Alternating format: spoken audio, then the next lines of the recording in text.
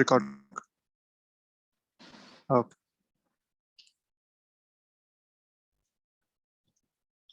चलिए शुरू करते हैं अपनी आज की क्लास। हमने लास्ट क्लास में कुछ बातें करी थी इलेक्ट्रिक फील्ड और पोटेंशियल से रिलेटेड। हमने इन दोनों का रिलेशन भी देखा था। देन बात करी थी इक्वी पोटेंशियल सर्फेसेस की। एक बार मैं जल्दी से आपको रिवाइज कराता हूँ, क्विक रिविजन कर लेते हैं इसका। देखिए इन दोनों का रिलेशन क्या था। ये रिलेशन हमने देखा था इलेक्ट्रिक फील्ड का पोटेंशियल के साथ E is equal to minus D V by D X, या अगर इलेक्ट्रिक फील्ड एक कांस्टेंट था तो हम इसको ऐसा भी लिख सकते थे, this delta V is equal to E into D. इसे ऐसा भी लिखा जा सकता था। पर हम जानते हैं कि हायर पोटेंशियल से लोअर पोटेंशियल की तरफ इलेक्ट्रिक फील्ड की डायरेक्शन होती है। ठीक है, इसी को यूज करके हमने कुछ इक्विपोटेंशियल सरफेसेस से रिलेटेड बातें करी थी। हमने देखा था कि जो मेटल्स होते हैं वो हमेशा एक इक्विपोटेंशियल सरफेस होते हैं। इक्विपोटेंशियल सरफेस मतलब जिसके हर पॉइंट पे पोटेंशियल सेम हो। जैसे यहाँ पे एक क्वेश्चन देखा था कि यहाँ पे 3 इक्विपोटेंशियल सरफेसेस दे रखे हैं, पूछा गया था आपसे बताइए इलेक्ट्रिक फील्ड कितना है। तो हमने देखा कि E into D is equal to potential difference higher minus lower 20 minus 10 equal to E into D. D यहाँ पे 10 सेंटीमीटर था, इसके करस्पॉन्डिंग आपको यहाँ पे आंसर मिल गया था। तो ऐसे ही कुछ कुछ क्वेश्चंस अभी हम देखने वाले हैं जो प्रीवियस ईयर क्वेश्चंस हैं। उसके बाद हम आगे वाले टॉपिक पे चलेंगे। आज हम डाइपोल के बारे में बात करेंगे मेनली। तो 2-3 क्वेश्चन है, जल्दी से इनको देख लेते हैं। पहला question, some charge is being given to a conductor. Conductor मतलब मेटालिक कंडक्ट बात हो गई, you can consider it metal. Then its potential is metal, metal का potential is a equipotential surface, उसके हर पॉइंट पे पोटेंशियल सेम होगा, तो remain same throughout the conductor. ये बात इसका आंसर हो गया, सीधा सीधा आंसर ऑप्शन सी। या नीट में आपसे पूछा गया था क्वेश्चन। तो अगर आपको इस बेसिक प्रॉपर्टी पता है कि एक मेटल जो है वो एक इक्विपोटेंशियल सरफेस है, और इक्विपोटेंशियल का मतलब होता है कि हर पॉइंट पे पोटेंशियल सेम होना, तो आपका आंसर आ जाएगा यहाँ से option C, remain same throughout the conductor, हर पॉइंट पे सेम पोटेंशियल। ऐसे ही ये नीट 2017 में आपसे क्वेश्चन पूछा गया। देखिए क्वेश्चन क्या कह रहे हैं। The diagram below shows regions of equipotentials. ऐसे अलग अलग शेप के यहाँ पे ऐसे स्ट्रेट शेप है, यहाँ पे इस टाइप के शेप वाले इक्विपोटेंशियल्स हैं, यहाँ पे भी हैं पर डिस्टेंसेस थोड़ी थोड़ी अलग अलग दे रखी हैं। यहाँ पे कुछ ऐसे शेप के इक्विपोटेंशियल्स हैं। सो चारों ऑप्शंस में आपको कुछ इक्विपोटेंशियल्स दे रखे हैं। सबका पोटेंशियल अगर ध्यान से देखो तो 10, 20, 30, 40, 4 प्लेट्स हैं, चारों का यही पोटेंशियल है यहाँ पे 10, 20, 30, 40, 10, 20, 30, 40। ओके, आपसे क्या पूछा गया है, a positive charge is move from A to B in each diagram. Plate A से प्लेट बी तक हर डायग्राम में यहाँ पे मूव किया गया ए से बी तक। तो आपसे पूछा गया कि वर्क जो रिक्वायर्ड है इसको मूव करने में, वो किस में मैक्सिमम होगा, किस में मिनिमम होगा, या सब में इक्वल होगा, ये आपका क्वेश्चन है। ठीक है, तो हम जानते हैं वर्क जो आपने पोटेंशियल को रिलेट किया था, तो वर्क कैसे लिखा था, this work is equal to Q into delta V, this was the work. याद है पोटेंशियल को ऐसे डिफाइन किया था, इन्फिनिटी से एक चार्ज लाने वाले थे क्यू नॉट किसी एक पोजीशन तक, उसमें जितना वर्क करना पड़ा था बाय क्यू नॉट वी, इसी को पोटेंशियल बोला था। तो इस क्यू नॉट को अगर मैं इधर मल्टीप्लाई कर दूं तो आपको वर्क मिल जाएगा Q naught into V, delta V basically, क्योंकि यहाँ इन्फिनिट था, पोटेंशियल 0 माना था, यहाँ पोटेंशियल वी था। सो चेंज इन पोटेंशियल के बराबर आप यहाँ से वर्क कैलकुलेट कर सकते हैं। तो अब ध्यान से देखें तो ए और बी, हर केस में ए और बी 10 और 40 पे बने हुए हैं। ये 10 वोल्ट वाले पे बना हुआ है, ये 40 वोल्ट वाले पे बना हुआ है। अब वो शेप कैसी भी हो उससे कोई फर्क नहीं पड़ता, क्योंकि ये सारे क्या हैं, इक्विपोटेंशियल सरफेसेस हैं। मतलब इस पूरे के किसी भी पॉइंट पे जो पोटेंशियल होगा वो 40 होगा, इस पूरे के किसी भी पॉइंट पे जो पोटेंशियल होगा वो 10 होगा। तो हर बार जो आप डिफरेंस क्रिएट कर रहे हैं वो 10 से 40 का डिफरेंस क्रिएट कर रहे हैं। और अगर डेल्टा वी कांस्टेंट है, is a constant for each diagram के लिए सेम है, हर डायग्राम के लिए सेम है, तो यहाँ पे वर्क भी हर डायग्राम के लिए सेम आ जाएगा। सो ऑप्शन ए सीधा सीधा ऐसा आंसर है कि क्योंकि यहाँ पोटेंशियल डिफरेंस हर डायग्राम में सेम दे रखा है ए से बी तक का, 40 और 10, 40 और 10, 40 और 10, इसी के करस्पॉन्डिंग आप अपना आंसर बता सकते हैं कि वर्क डन भी सब में सेम आ जाएगा। तो इक्विपोटेंशियल्स पे क्वेश्चन इस टाइप के बनते हैं जो अपने को देखें। देखिए क्वेश्चन आपसे 2013 में पूछा गया, आसान सा क्वेश्चन है। देखिए क्या कर रहा है, 3 पॉइंट्स यहाँ पे हैं A B C, uniform electric field में आपको बता रखे हैं। पूछा गया बताइए पोटेंशियल कहाँ का मैक्सिमम होगा या तीनों का सेम होगा, ये आपका क्वेश्चन है। तो बताइए आंसर क्या आना चाहिए इसका, पोटेंशियल किस पॉइंट पे मैक्सिमम होगा?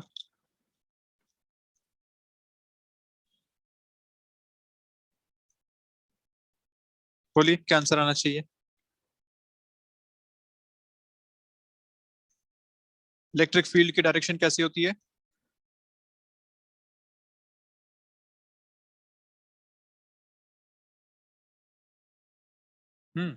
इलेक्ट्रिक फील्ड की डायरेक्शन कैसी होती है, किधर से किधर?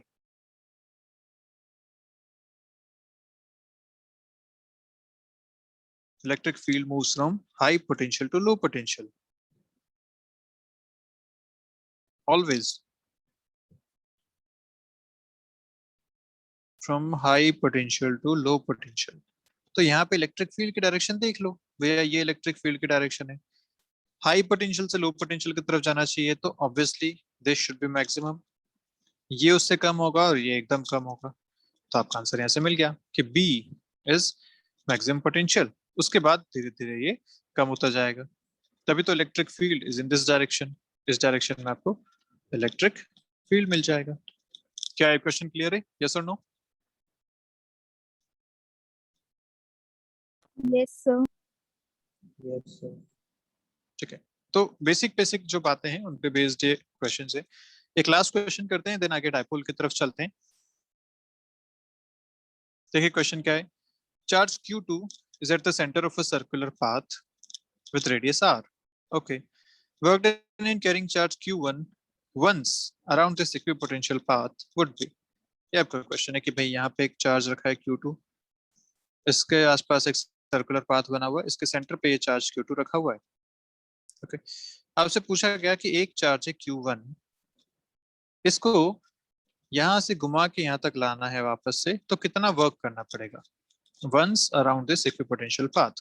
बोल रखा है कि this is a equipotential path, ये जो पाथ है एक इक्विपोटेंशियल पाथ है। तो कितना वर्क करना पड़ता है एक इक्विपोटेंशियल पाथ पे, अगर एक पॉइंट से दूसरे पॉइंट तक जाना है तो कितना वर्क डन हो जाएगा? Work done on an equipotential surface, एक पॉइंट से दूसरे पोटेंशियल, एक पॉइंट से दूसरे पॉइंट तक जाने के लिए कितना करना पड़ेगा? अच्छा, वर्क डन का फॉर्मूला क्या है ये बोलो तुम, अभी जो हमने यहाँ यूज किया, क्या फॉर्मूला यूज किया वर्क डन का? Work done equal to Q delta V. Q delta V. और इक्विपोटेंशियल सरफेस अगर है तो उस इक्विपोटेंशियल सरफेस पे चेंज इन पोटेंशियल कितना होगा? Obviously zero. तो work done equal to Q delta V is zero on the equipotential surface, so yes answer is zero, खत्म बात। ये हमने डायरेक्ट प्रॉपर्टी भी पढ़ी थी, देखिए यहाँ पे प्रॉपर्टीज में भी हमने इस बात को लिखा था। देखिए कि work done is zero because V A equal to V B, कि अगर एक इक्विपोटेंशियल सरफेस पे आप एक पॉइंट ए से दूसरे पॉइंट बी तक एक चार्ज को लेके जाते हैं तो वहां पे वर्क डन कितना आएगा? जीरो आएगा, क्योंकि पोटेंशियल्स उस सरफेस के हर पॉइंट पे बराबर बराबर होते हैं। तो ये आपका आंसर आ जाएगा। तो ऐसे छोटे छोटे से क्वेश्चंस अपने पास हैं जो अपन ने किए। एक क्वेश्चन आप इसको भी कर लीजिए जल्दी से, ये भी रिवाइज हो जाएगा आपका। देखो पोटेंशियल दे रखा है इस तरीके से, आपको पूछा है इलेक्ट्रिक फील्ड, याद करो पोटेंशियल से आपको निकालना इलेक्ट्रिक फील्ड कैसे करते थे? डिफरेंशिएशन करते थे, कैसा वाला? पार्शियल डिफरेंशिएशन करते थे, रिमेंबर?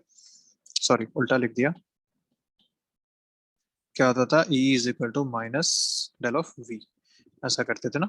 पार्शियल डिफरेंशिएशन आपको करना है, तो बताइए जल्दी से आंसर क्या आना चाहिए?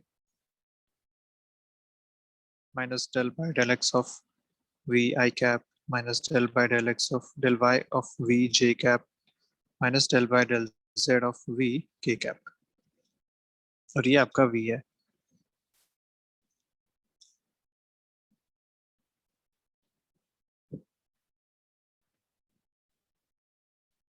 इसको आपको पार्शियल डिफरेंशिएट करना है, करते हैं। x के साथ जब डिफरेंशिएट करेंगे तो y और z को एज अ कांस्टेंट लेके चलना है, तो ये कांस्टेंट इनका डिफरेंशिएशन होगा जीरो। यहाँ डिफरेंशिएशन करेंगे तो y is a constant, 6 is a constant, तो 6 और y तो एज इट इज रह गए। x का डिफरेंशिएशन हो गया 1 i कैप, माइनस। अब जब y के साथ डिफरेंशिएट करेंगे तो x और z को कांस्टेंट मानेंगे, तो यहाँ 6x कांस्टेंट हो गया, y का डिफरेंशिएशन 1 हो गया, यहाँ डिफरेंशिएशन 1 हो गया, यहाँ डिफरेंशिएशन 1 हो गया, 2z कांस्टेंट हो गया। तो यहाँ से आपको मिल जाएगा 6x minus 1 plus 2z j cap minus. अब जब z के साथ करेंगे तो x और y को कांस्टेंट मानेंगे, तो ये पूरी टर्म कांस्टेंट, ये पूरी टर्म कांस्टेंट, 0 बचा खाली यहाँ से 2y, z का हो गया 1, 2y k कैप। ये आपका आंसर आ गया। इसको थोड़ा सही से लिख लेते हैं, तो minus 6y i cap minus 6x minus 1 plus 2z j cap minus 2y k cap. देख लीजिए आंसर। अच्छा, पॉइंट भी पूछा है आपसे, ओके। 1,1,0 तो डाल देते हैं इलेक्ट्रिक फील्ड एट 1,1,0, x की जगह डालना है 1, y की जगह 1, z की जगह 0, तो आंसर आ जाएगा माइनस 6 i कैप माइनस, इधर से आएगा 6 minus 1 plus 0 j cap minus 2 k cap. तो ये आपका आंसर आ गया minus 6 i cap minus 5 j cap minus 2 k cap. 6, 5 and 2 minus में है सारे, तो ये आपका आंसर हो जाएगा 6, 5 एंड 2 ऑल माइनस। ये आपका आंसर हो गया। तो ये कुछ कुछ बातें हमने जो करी थी relation between electric field and potential का, और फिर इक्विपोटेंशियल सरफेसेस से रिलेटेड बातें हमने अभी तक करी थी। अब अपन आगे बढ़ते हैं, बात करते हैं डाइपोल के बारे में। ये डाइपोल क्या है? तो नाम से समझ में आता है डाई, डाई मतलब दो, पोल मतलब दो इसके सिरे होने चाहिए, दो उसके एक्सट्रीम्स होने चाहिए, ठीक है। सो डाइपोल क्या हो गया? दो चार्जेस का कॉम्बिनेशन जो इक्वल एंड अपोजिट हो, दो ऐसे चार्जेस जो इक्वल एंड अपोजिट हो और किसी डिस्टेंस पे रखे हुए हो, let's say distance is 2d, इस डिस्टेंस पे अगर ये रखे हुए हैं तो ऐसे इस पूरे सिस्टम को अपन बोलेंगे दिस इज अ डाइपोल। क्या कंडीशंस हैं? Equal and opposite charges, minus Q plus Q, equal and opposite charges किसी डिस्टेंस पे हैं, 2d डिस्टेंस पे, तो ये हो गया एक डाइपोल, ओके। अब ये हमने सिंगल सिंगल चार्जेस से सारी बातें कर ली हमने, कुछ शेप्स पे जो चार्जेस थे, एक रिंग ले ली, स्फीयर ले ली, उन सब से भी बातें कर ली। तो अब ये डाइपोल अलग से क्यों पढ़ना पड़ रहा है हमें? डाइपोल स्पेशल क्यों हो गया ये ऐसा? भाई एक की जगह दो चार्जेस हो गए, इसका स्पेशल क्या है इसमें? स्पेशल ये है कि हमारे पास जितने भी मटेरियल्स हैं, जितने भी हम आसपास अपने सब्सटेंसेस देखते हैं, उन सबके अंदर होते हैं बॉन्ड। और वो बॉन्ड कैसा होता है आप जानते हैं, बॉन्ड बनता है एक पॉजिटिव एक नेगेटिव के बीच में, तो वहां से बनते हैं डाइपोल। इसका मतलब ये कि आपके आसपास जो हर एक सब्सटेंस है उसके अंदर डाइपोल्स हैं, और जैसा डाइपोल बिहेव करेगा किसी पर्टिकुलर पोजीशन में, वैसा वो सब्सटेंस बिहेव करेगा उस पर्टिकुलर सिचुएशन में। तो इसलिए डाइपोल बहुत इंपॉर्टेंट हो जाता है पढ़ना, क्योंकि हर एक सब्सटेंस हमारे आसपास डाइपोल से बना हुआ है, हर एक सब्सटेंस के अंदर बॉन्ड्स है, इसीलिए डाइपोल पढ़ना इंपॉर्टेंट है। तो यहाँ पे डाइपोल की डेफिनेशन लिखी हुई है, two equal and opposite charges separated by a small distance constitute an electric dipole। equal and opposite छोटी डिस्टेंस पर रखे हुए हैं, ये हो गया एक dipole. In many molecules, the center of positive and negative charges do not coincide. Such molecules behaves as permanent dipole, जैसे कि carbon monoxide, water, ammonia, HCl, ये सारी चीजें। जैसे आप HCl अगर बनाएंगे तो कैसे बनाएंगे? H प्लस यहाँ बनाएंगे, Cl माइनस यहाँ बनाएंगे, इन दोनों के बीच का एक बॉन्ड बनाएंगे। तो ये जो बॉन्ड है ये डिस्टेंस हो गई, बॉन्ड लेंथ, और ये दोनों आपके इक्वल एंड अपोजिट चार्जेस हो गए, तो ये एक डाइपोल क्रिएट कर दिया। ऐसे ही H2O अगर आप देखें तो H2O कैसे बनाते हैं? O यहाँ पे होता है, ये स्ट्रेट होता है क्या H2O या नहीं होता? आई डोंट रिमेम्बर, H2O ऐसा स्ट्रेट बनता है या सीधा बनता है? ऐसा बनता है क्या? स्ट्रेट नहीं बनता है सर। स्ट्रेट नहीं बनता है ना, तो ऐसा कुछ बनता होगा, ये ऐसा होता होगा शायद। तो जो भी है, बेसिकली यहाँ पे फिर से आप देखो तो दो डाइपोल्स बन रहे हैं, एक डाइपोल यहाँ पे बन रहा है, एक डाइपोल यहाँ पे बन रहा है। ये एक पॉजिटिव चार्ज, यहाँ का एक नेगेटिव चार्ज, एक डाइपोल बन गया। ऐसे एक नेगेटिव चार्ज एक पॉजिटिव चार्ज, यहाँ एक डाइपोल बन गया। तो हर एक सब्सटेंस जो आपके आसपास है वो एक डाइपोल से बना हुआ है। और क्योंकि हम जिस एनवायरमेंट में है, यहाँ पे इलेक्ट्रिक फील्ड, मैग्नेटिक फील्ड बहुत सारे हैं, तो हर डाइपोल क्योंकि वो चार्ज से बना हुआ है वो इलेक्ट्रिक फील्ड की वजह से भी उस पर इफेक्ट्स आते हैं, उसकी पोजीशंस चेंज होती हैं, उस पर फोर्स या टॉर्क लगता है, उसमें एनर्जी जनरेट होती है, उस पर वर्क डन होता है। और सिमिलरली मैग्नेटिक फील्ड की वजह से भी उस पर ऐसे इफेक्ट्स देखने को मिलते हैं। तो इसी वजह से डाइपोल पढ़ना हमारे लिए इंपॉर्टेंट हो जाता है। तो अब डाइपोल कैसे, इसको मैथमेटिकली फॉर्म में हम इसको डिनोट करते हैं। तो मैथमेटिकल फॉर्म में डिनोट करने का तरीका होता है कि जो इनके बीच का डिस्टेंस है, ये पूरा एक बहुत बड़ा सा राइटअप लिखा हुआ है, मैं इसको भूल के सीधा आता हूँ। मैं आपको जो बताता हूँ आपको वो याद रखना है कि दो चार्जेस अगर यहाँ पे रखे हुए हैं, एक चार्ज है माइनस क्यू, एक चार्ज है प्लस क्यू, इन दोनों के बीच की डिस्टेंस अगर है 2d, मैं 2d क्यों ले रहा हूँ वो भी अपन आगे देख लेंगे।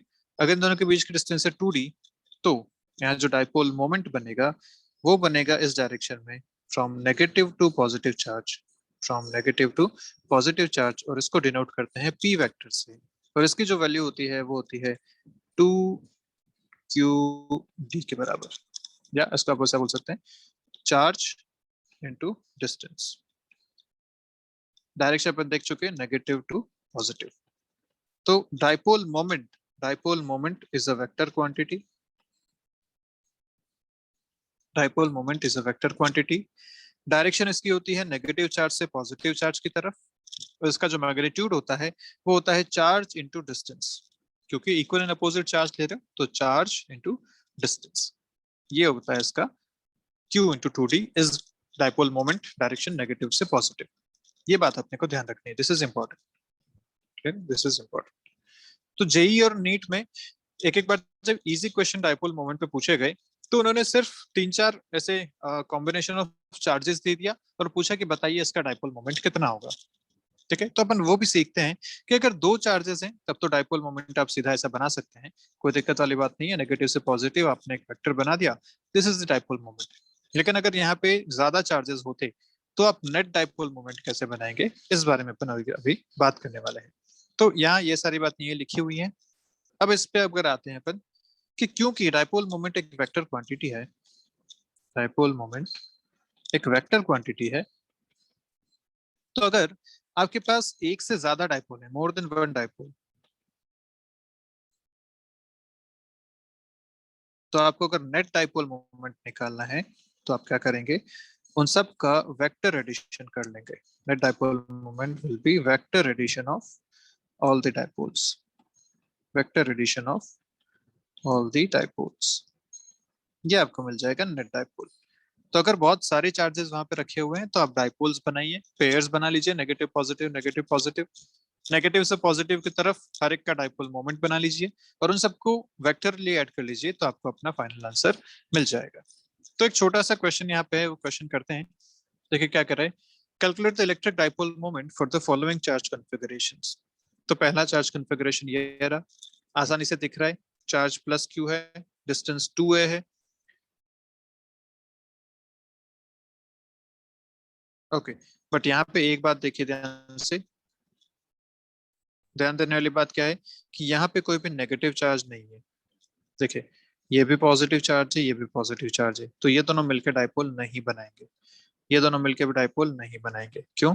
क्योंकि एक नेगेटिव होना चाहिए, एक पॉजिटिव होना चाहिए, तो आप बना सकते हैं डाइपोल। ठीक है, इक्वल एंड अपोजिट चार्जेस, तो यहाँ पे डाइपोल नहीं बनेंगे, इन दोनों में कोई डाइपोल क्रिएट नहीं होगा। डाइपोल्स बनेंगे यहाँ पे, कैसे बनेंगे देखते हैं। यहाँ पे अगर डाइपोल बनाना है तो यहाँ पे, क्योंकि ये -2q और ये +q है, हम जानते हैं कि इक्वल एंड अपोजिट चार्जेस होने चाहिए, तो मैं यहाँ पे क्या कर सकता हूँ, माइनस और माइनस ऐसे दो बना दूं, यहाँ पे बना दूं plus, this is -q and this is +q, ऐसा -2q को मैंने दो में कन्वर्ट कर दिया। अब मैं यहाँ पे एक डाइपोल बना सकता हूँ ऐसा, दिस इज वन डाइपोल। ये डिस्टेंस आपको 3a दे रखी है, यहाँ पे देखिए distance is 3a total, a और 2a, डिस्टेंस इज 3a। सो यहाँ पे एक डाइपोल बनाया जा सकता है, एक चार्ज यहाँ पे अलग से रहेगा, तो डाइपोल मोमेंट यहाँ पे कितना हो जाएगा, 3 × q × a, और डायरेक्शन आप यहाँ से देख पा रहे हैं, डायरेक्शन इज -j, नीचे की तरफ इसकी डायरेक्शन रहेगी। सिमिलरली अगर यहाँ की बात करूँ, दिस इज इंटरेस्टिंग, अगर मैं यहाँ की बात करूँ तो देखिए यहाँ पे दो चार्जेस रखे हैं, -q, यहाँ पे एक चार्ज रखा है +q, यहाँ पे एक चार्ज रखा है +q। ठीक है, -2q को मैंने दो चार्जेस में बांट दिया। ऐसा क्यों किया? क्योंकि यहाँ पे +q है तो यहाँ -q होना चाहिए, तभी आप एक डाइपोल बना पाएंगे। यहाँ प्लस क्यू है, यहाँ माइनस क्यू है, तभी आप एक डाइपोल बना पाएंगे। सो डाइपोल बनाते हैं, this is one dipole, this is another dipole. हमें चाहिए net dipole of the system. So this is P1, this is P2।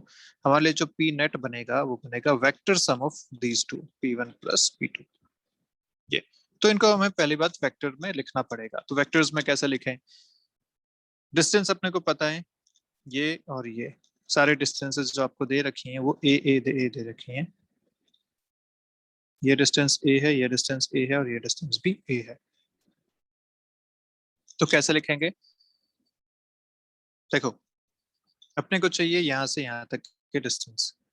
लिखा जा सकता है इस तरीके से कि अगर ये ओरिजिन है तो ये जो पोजीशन हैं ये है -a,0, ये पोजीशन है 0,a, this position is 0,-a। ऐसी पोजीशन है सारी। डिस्टेंस आपको मिल गई सीधी सीधी √2a, इसमें तो कोई दिक्कत वाली बात है नहीं। ये a है, ये a है, दिस डिस्टेंस इज √2a, कोई दिक्कत नहीं है। सिमिलरली ये डिस्टेंस भी हो गई √2a। तो आप अगर सिर्फ मैग्नीट्यूड लिखना चाहते हैं तो इसको लिख सकते हैं q इंटू √2a, इसको भी लिख सकते हैं q इंटू √2a। ये तो हो गए इनके मैग्नीट्यूड। अब बात करते हैं इनके बीच की एंगल की। तो एंगल कितना कितना है? तो ये एंगल भी 45 डिग्री है, this angle is also 45 degree. समझ पा रहे हैं आराम से, क्योंकि ये a है, ये a है, तो ये एंगल 45 हो गया। सिमिलरली ये a और ये a, this angle is also 45। तो आपके पास अब दो वेक्टर्स हो गए ऐसे जो आपस में 90 डिग्री पे हैं। देखिए 45 + 45 90 पे। P1 और P2 दोनों का मैग्नीट्यूड जो है वो सेम है बिल्कुल। This is also √2QA, this is also √2QA। आपको चाहिए नेट, नेट मिलेगा आपको इस डायरेक्शन में क्योंकि सिमेट्रिकल सिस्टम बन रहा है बिल्कुल। So P net can be given as √2QA का स्क्वायर प्लस √2QA का स्क्वायर। ये कहाँ से आया? जब दो वेक्टर्स 90 डिग्री पे होते हैं x और y, तो इनका जो रिजल्टेंट आपको मिलता है वो मिलता है r = √x² प्लस y² से। ये यहाँ से अपने यूज कर लिया, दो वेक्टर 90 डिग्री पे। तो यहाँ से आपका आंसर मिल जाएगा 2QA, this is the P net जो आपको चाहिए था। और इसकी डायरेक्शन भी आपको मिल गई टुवर्ड्स आई कैप। ये इसकी डायरेक्शन भी आ गई टुवर्ड्स आई कैप। तो बेसिकली आपको जब भी एक सिस्टम ऑफ चार्जेस दिया हुआ हो, तो सिस्टम ऑफ चार्जेस के लिए आपको जब डाइपोल मोमेंट निकालना है तो आप क्या करेंगे? वहां से चेक करेंगे कि कितने पेयर्स बन पा रहे हैं डाइपोल मोमेंट के लिए। उन सारे वेक्टर्स को आप बना लीजिए और उन सारे वेक्टर्स का आप वेक्टर सम कीजिए, तो आपको मिलेगा नेट डाइपोल मोमेंट। अब वेक्टर सम आप चाहे तो जैसा मैंने किया ग्राफिकल मेथड से वैसा कर सकते हैं, या आप इसको i/j कैप में लिख के भी अपना आंसर बता सकते हैं। दोनों ही तरीके से इसको सॉल्व किया जा सकता है। ठीक है, तो एक आध क्वेश्चन और करते हैं, आगे बढ़ते हैं। उससे पहले जो वाटर की बात अपन कर रहे थे, वाटर वाली बात देख लीजिए। एक एग्जांपल यहाँ पे ले रखा है कि यहाँ पे वाटर के पास दो नेगेटिव चार्जेस हैं, यहाँ पॉजिटिव चार्जेस हैं। तो डाइपोल मोमेंट जो बन रहा है वो इस तरीके से दो डाइपोल बन रहे हैं। नेट डाइपोल मोमेंट जो बनेगा इन दोनों का सम यहाँ पे आएगा, net dipole moment. This is net dipole moment. जो हमने फोर्थ क्वेश्चन किया ना, ये वाला, ये बिल्कुल ऐसा ही है। देखिए यहाँ पे O2 रखा हुआ है, यहाँ पे H+ और H+ है, तो इसका जो नेट डाइपोल मोमेंट मिला वो इस डायरेक्शन में मिला। वही बात यहाँ पे बता रखी है कि दिस इज O2, ये H+ हो गए, नेट डाइपोल मोमेंट मिला इस डायरेक्शन में। मतलब आप क्या कह सकते हैं कि जो सेंटर ऑफ नेगेटिव चार्ज है वो यहाँ पे है, सेंटर ऑफ पॉजिटिव चार्ज यहाँ पे है, क्योंकि net dipole is in this direction. इसको ऐसा बताया जा सकता है। ठीक है, ओके।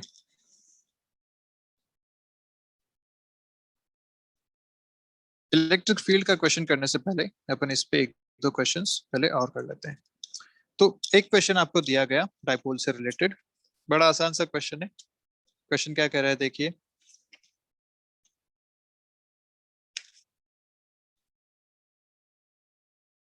कि यहाँ पे चार चार्जेस हैं इस तरीके से रखे हुए। This is -3Q, this is +Q and +Q, और ये है एक स्क्वायर। एक स्क्वायर के चारों कॉर्नर्स पे चार्जेस इस तरीके से रखे हुए हैं। आपसे पूछा गया बताइए नेट डाइपोल मोमेंट कितना होगा, यहाँ पे पी नेट कितना होगा और किस डायरेक्शन में होगा। ठीक है, ये आपका क्वेश्चन है। आप चाहें तो नाम से डायरेक्शन बता सकते हैं। नाम ले लेते हैं ABCD, आप डायरेक्शन ABCD के टर्म्स में बता दीजिएगा। पी नेट आपसे पूछा गया है, तो क्या करना पड़ेगा? सबसे पहले देखो कि कितने डाइपोल्स यहाँ बन सकते हैं। तो एक पॉजिटिव चार्ज, यहाँ से एक नेगेटिव चार्ज, एक पॉजिटिव, एक नेगेटिव, एक पॉजिटिव, एक नेगेटिव, टोटल यहाँ पे 3 नेगेटिव चार्जेस रखे हैं, यहाँ पे 3 पॉजिटिव चार्जेस रखे हैं। यस, 3 डाइपोल्स अपन यहाँ पे बना सकते हैं। और जो डाइपोल्स की डायरेक्शन होती है वो होती है नेगेटिव से पॉजिटिव की तरफ। तो एक डाइपोल मोमेंट यहाँ बन रहा है, एक डाइपोल मोमेंट यहाँ बन रहा है, और एक डाइपोल मोमेंट यहाँ बन रहा है। ऐसे 3 डाइपोल मोमेंट्स यहाँ पे बन रहे हैं। मैं सबको नाम दे देता हूँ। This is P1, this is P2, this is P3। P1 को अगर आप लिखोगे तो सीधा सीधा लिख सकते हो, दिस इज Q इंटू ए। आप चाहो तो जे कैप लिख दो, इसको यहाँ ओरिजिन मान लो, जे कैप लिख दो। सॉरी सॉरी सॉरी, P1 जो है वो टुवर्ड्स आई कैप है, तो P1 is towards I cap. P2 जो ऊपर की तरफ दिख रहा है वो हो जाएगा Q इंटू ए जे कैप। और P3 जो कि डायगोनल है, और क्योंकि एक स्क्वायर है तो ये आएगा रूट, ये डिस्टेंस आएगी √2a के बराबर यहाँ से यहाँ तक। तो इससे अपन लिख सकते हैं Q इंटू √2a।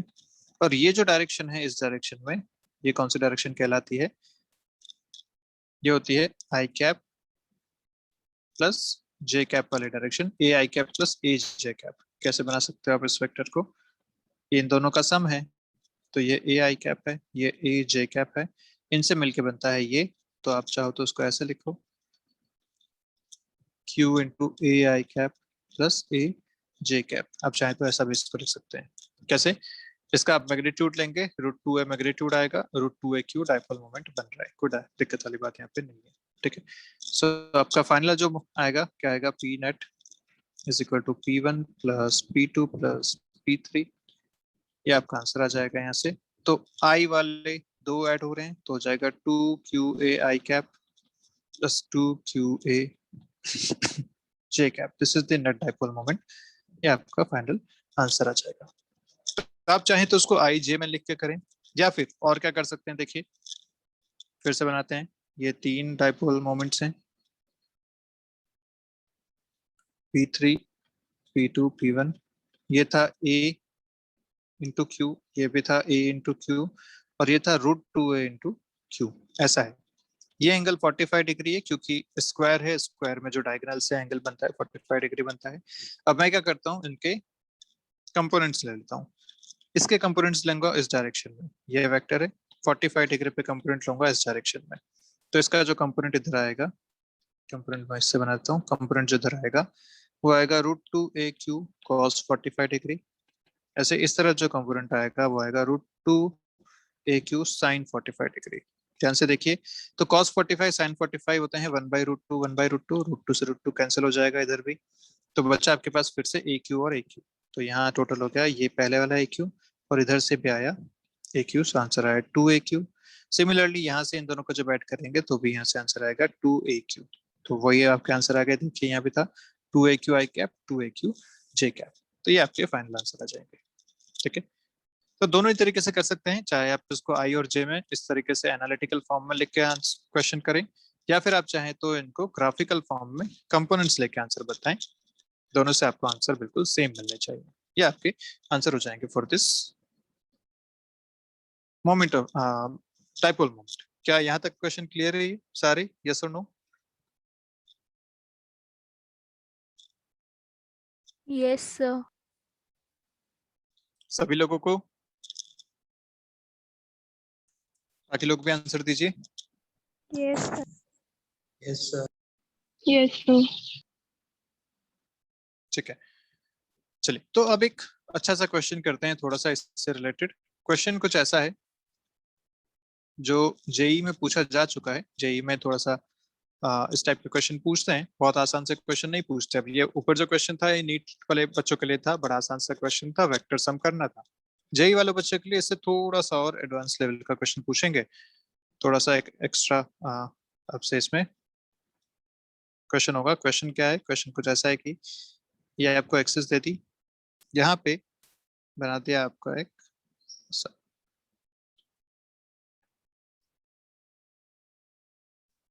ठीक है, ये है आपका क्वार्टर रिंग। ओके, ये तो हो गया एक्सिस, इसको मैं हटा देता हूँ थोड़ा सा, दिस इज द एक्सिस, और ये आपकी क्वार्टर रिंग। यहाँ पे आपको दे रखा है ओरिजिन, या मान लीजिए यहाँ पे एक चार्ज है -q, और इस क्वार्टर रिंग पे जो पूरा चार्ज है वो पूरा चार्ज है +q। This complete quarter ring has a charge +q distributed all over its length, और यहाँ पे एक पॉइंट चार्ज रखा हुआ है -q। बता रखा है इसकी जो रेडियस है क्वार्टर रिंग की वो रेडियस r है। आपका क्वेश्चन है कि बताइए net dipole moment of the system कितना है। Net dipole moment of the system, net dipole moment of the system कितना है। अब यहाँ पे क्वेश्चन बड़ा अच्छा सा हो गया ये। अच्छा क्यों हो गया? क्योंकि हम जानते हैं डाइपोल मोमेंट जो होता है वो एक वेक्टर क्वांटिटी है। वेक्टर क्वांटिटी है भैया, तो अगर यहाँ चार्ज पूरे पे डिस्ट्रीब्यूटेड है, तो मान लीजिए मैं एक छोटी सी लेंथ यहाँ से उठाता हूँ, इतनी सी लेंथ, इस पे मान लीजिए चार्ज हो गया DQ पॉजिटिव का, तो यहाँ से भी एक छोटा सा चार्ज -DQ इसमें से हटा लेता हूँ। इसके करस्पॉन्डिंग आप एक जो डाइपोल मोमेंट बनाएंगे वो डाइपोल मोमेंट होगा नेगेटिव से पॉजिटिव इस डायरेक्शन में। दिस इज द डायरेक्शन, ठीक है। लेकिन सोचो अगर उतना ही चार्ज आप यहाँ लेते तो ये जो डायरेक्शन बनती वो ऐसी डायरेक्शन बनती। और क्योंकि हमें वेक्टर सम करना है, तो ऐसे बहुत सारे वेक्टर्स बन रहे हैं यहाँ पे जो अलग अलग डायरेक्शंस में है। ऐसे इनफाइनाइट वेक्टर्स बना सकते हो आप छोटे छोटे एलिमेंट्स लेके। तो ऐसे इनफाइनाइट वेक्टर्स को सम करने का तरीका होगा इंटीग्रेशन का तरीका। इंटीग्रेशन यहाँ पे करना पड़ेगा, लेकिन इंटीग्रेशन में भी एक बात ध्यान रखनी पड़ेगी। वो क्या कि इंटीग्रेशन जब करते हैं तो हम इंटीग्रेशन में सीधा ऐड करते हैं। मतलब आप इंटीग्रेशन जब करते हैं तो 1 + 2 3 करते हो, जबकि वेक्टर्स में आपको उनकी डायरेक्शन का भी ध्यान रखना पड़ता है। तो आप वेक्टर्स को सीधा सीधा इंटीग्रेट नहीं कर सकते, तो क्या करना पड़ेगा, हम वेक्टर्स के कंपोनेंट ले सकते हैं। कंपोनेंट क्यों? सोचो मैं यहाँ पे एक एलिमेंट लेता हूँ, मैंने एक एलिमेंट लिया यहाँ पे छोटा सा ये, ठीक है। तो ये यहाँ का एक डाइपोल मोमेंट बन गया, let's say dipole moment dp, this charge is dq, यहाँ पे एक माइनस चार्ज dq होगा। तो ये एक छोटा सा एलिमेंट था, उसके लिए एक एलिमेंटल डाइपोल मोमेंट बन गया dp। अब अगर मैं इसको इंटीग्रेट करता हूँ ना, सीधा इंटीग्रेट dp अगर ऐसा कर देता हूँ, तो सोचो क्या होगा, मैं dp1 + dp2 + dp3 इन सबको विदाउट वेक्टर स्केलर क्वांटिटी की तरह ऐड कर दूंगा। इंटीग्रेशन का मतलब होता है सीधा सीधा ऐड करना, जो कि सही नहीं होगा क्योंकि हमें तो डायरेक्शंस के साथ यहाँ पे ऐड करना है। तो अब क्या किया जाए, इस केस में हम क्या करते हैं कि हम यहाँ पे इस वेक्टर के कंपोनेंट ले लेते हैं। कंपोनेंट से क्या होगा, देखो कंपोनेंट का फायदा क्या होगा। जैसे मैं इसके कंपोनेंट लेता हूँ यहाँ पे, लेट्स से ये एंगल था अल्फा या थीटा, मान लीजिए दिस एंगल इज थीटा, तो मैं यहाँ पे एंगल कंपोनेंट लूंगा इसका dp cos थीटा, और इस डायरेक्शन में जो इसका कंपोनेंट आएगा वो आएगा dp sin थीटा। अब क्या होगा सोचो, अब ये होगा कि मैं यहाँ जितने भी ऐसे वेक्टर्स बनाऊंगा, मैं यहाँ जितने भी ऐसे वेक्टर्स बनाऊंगा उन सब का एक कंपोनेंट इस डायरेक्शन में आएगा, एक कंपोनेंट इस डायरेक्शन में आएगा। जो भी वेक्टर मैं यहाँ कंसिडर करूंगा उन सब का एक कंपोनेंट इधर, एक कंपोनेंट इधर आएगा। उन सारे कंपोनेंट्स को मैं सीधा सीधा ऐड कर सकता हूँ क्योंकि वो सारे एक ही डायरेक्शन में होंगे। जितने भी यहाँ पे कंपोनेंट्स बन रहे हैं वो सब, एक्स वालों को सबको एक साथ ऐड कर दूं, वाई वालों को सबको एक साथ ऐड कर दूं, क्योंकि वो सारे कंपोनेंट्स एक डायरेक्शन में हैं और एक डायरेक्शन में आप सीधा सीधा इंटीग्रेट कर सकते हो, वहां पे कोई चिंता वाली बात नहीं रहेगी। तो यहाँ पे हमें दो अलग अलग कंपोनेंट्स निकालने पड़ेंगे, एक बार एक्स कंपोनेंट या हॉरिजॉन्टल कंपोनेंट, एक बार वर्टिकल कंपोनेंट या वाई कंपोनेंट, उनको अपन इंटीग्रेट करेंगे। तो अब अपन इसको सॉल्व करने की कोशिश करते हैं। मैंने क्या किया, यहाँ पे थीटा पे गया, थीटा पे जाके एक डी थीटा का एलिमेंट लिया। ये जो एलिमेंट आप यहाँ देख रहे हैं, this element is of length या ऑफ एंगल डी थीटा। इस डी थीटा के करस्पॉन्डिंग में डी क्यू लिखूंगा, तो this D Q can be written as R D theta. ये तो इसकी लेंथ, आर की लेंथ आप जानते हैं, radius into angle, are D theta into lambda, जो भी इसका लीनियर चार्ज डेंसिटी है वो, ठीक है। लीनियर चार्ज डेंसिटी कितनी है, टोटल चार्ज क्यू दे रखा है, तो यहाँ से लीनियर चार्ज डेंसिटी निकाली जा सकती है। Linear charge density lambda, total charge Q है, टोटल लेंथ, एक क्वार्टर सर्कल की लेंथ होती है π/2r। क्वार्टर सर्कल की लेंथ कितनी होती है, π/2r। तो यहाँ से आपको लैम्डा मिल गया, तो लैम्डा कितना मिल गया यहाँ से आपको, दिस इज 2q/πr, ये आपका आ गया लैम्डा। इस लैम्डा को मैं अगर यहाँ पुट करता हूँ dq में, तो आपको dq मिल जाएगा r d theta into lambda, lambda is 2q/πr। यहाँ से आपको मिल गया ये r से r कैंसिल, तो आया 2q/π into D theta, this is dq। ये आपको मिल गया dq। अब अपने को चाहिए डाइपोल मोमेंट। डाइपोल मोमेंट क्या होता है भैया? तो डाइपोल मोमेंट होता है यहां से यहां तक का ये वाला वेक्टर। चार्ज अपने को पता चल गए हैं, dq is the charge, radius के बराबर डिस्टेंस है, तो अपने को डाइपोल मोमेंट लिखना आसान हो गया। अब यहाँ से यहाँ तक का dipole moment, this charge is dq, this is minus dq, this radius is r, so dipole moment dp can be written as dq into r। dq आपको दे रखा है 2q by pi into r into d theta, this is dp। अब हम जानते हैं कि dp को आप सीधा सीधा इंटीग्रेट नहीं कर सकते क्योंकि ये एक वेक्टर क्वांटिटी है, इसकी एक पर्टिकुलर डायरेक्शन है, तो हमें करना पड़ेगा इसके दोनों कंपोनेंट्स को अलग अलग इंटीग्रेट। तो मैं अब यहाँ पे कंपोनेंट्स लिखता हूँ इसके।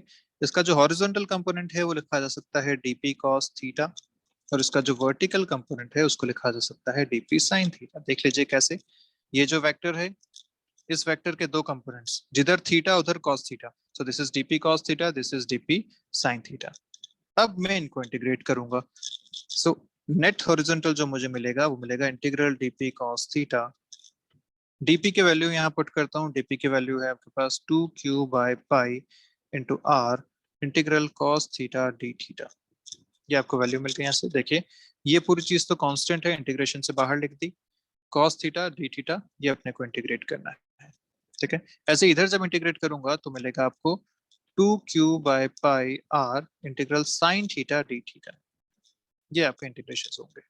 इंटीग्रेशन की लिमिट कहां से कहां तक लगेगी? तो देखो थीटा कहां से कहां तक वेरी कर रहा है, मैंने थीटा कैलकुलेट किया इधर से, तो जब यहाँ था तो एंगल 0 डिग्री था थीटा, जब यहाँ पहुंच जाएगा तो टोटल एंगल π/2 या 90 डिग्री हो जाएगा। तो लिमिट लगेंगी 0 से π/2 तक, क्योंकि मुझे पूरी रिंग को कवर करना है। तो मैंने यहाँ से जब एंगल शुरू किया, फर्स्ट पॉइंट यहाँ मिला, दिस एंगल इज 0 डिग्री, फिर धीरे धीरे मैं ऊपर बढ़ता गया, यहाँ या तो कोई एंगल थीटा है और इंक्रीज करूंगा तो मैक्सिमम एंगल जाएगा π/2 तक।